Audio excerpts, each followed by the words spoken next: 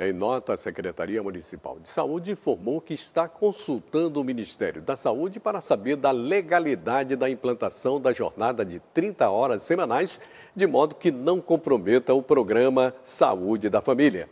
Assim que receber uma resposta, vai convocar representantes do Sindicato dos Enfermeiros para tentar solucionar o problema. Mas a SEMUS não comentou a respeito da falta de estrutura citada na reportagem. Representantes do CIMI Nacional estão em São Luís para um debate sobre os processos judiciais que tramitam em favor principalmente dos povos indígenas.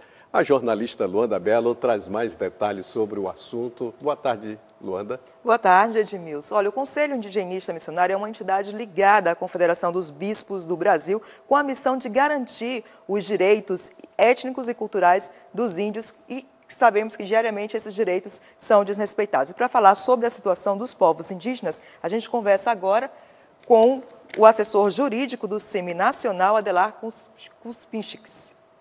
Boa tarde. Boa tarde. Tudo bem? Eu sou Adelar Kupczynski, sou advogado do CIMI, né, e também sou advogado de muitas comunidades indígenas em processos que tramitam aqui no estado do Maranhão, mas principalmente no Supremo Tribunal Federal. Adelar, de acordo com os relatórios da Comissão Pastoral da Terra, a gente identifica que o Maranhão é um dos estados com maior número de conflitos pela posse de terras. E a maioria desses conflitos, inclusive mortes, como foram notificados, acontecem em comunidades tradicionais, ou quilombolas ou indígenas. O CIMI está acompanhando esses casos? Há inquéritos abertos? Como é que está essa situação? O CIMI acompanha a situação dos povos indígenas em todas as regiões do Brasil.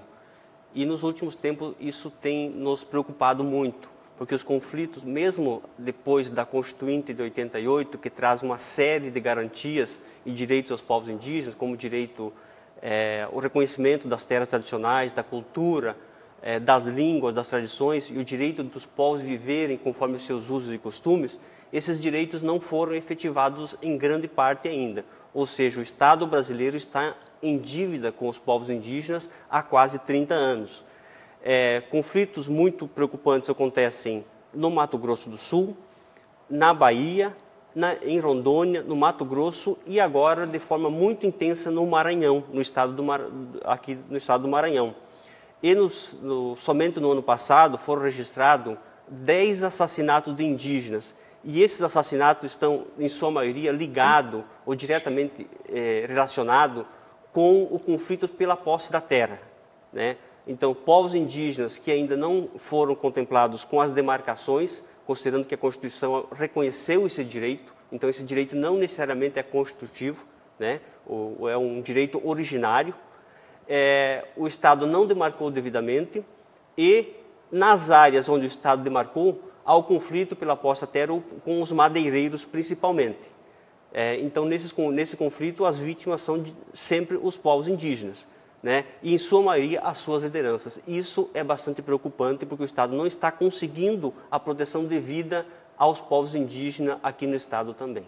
Ao lado dos conflitos pela posse de terra, a educação e a saúde também são as principais reivindicações das comunidades indígenas. Como é que está essa situação aqui no Maranhão?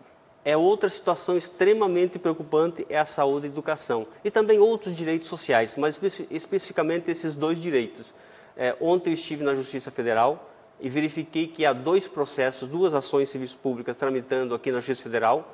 São ações iniciadas pelo Ministério Público em decorrência de que o Estado vem descumprindo, inclusive, os acordos já firmados perante o Ministério Público, né?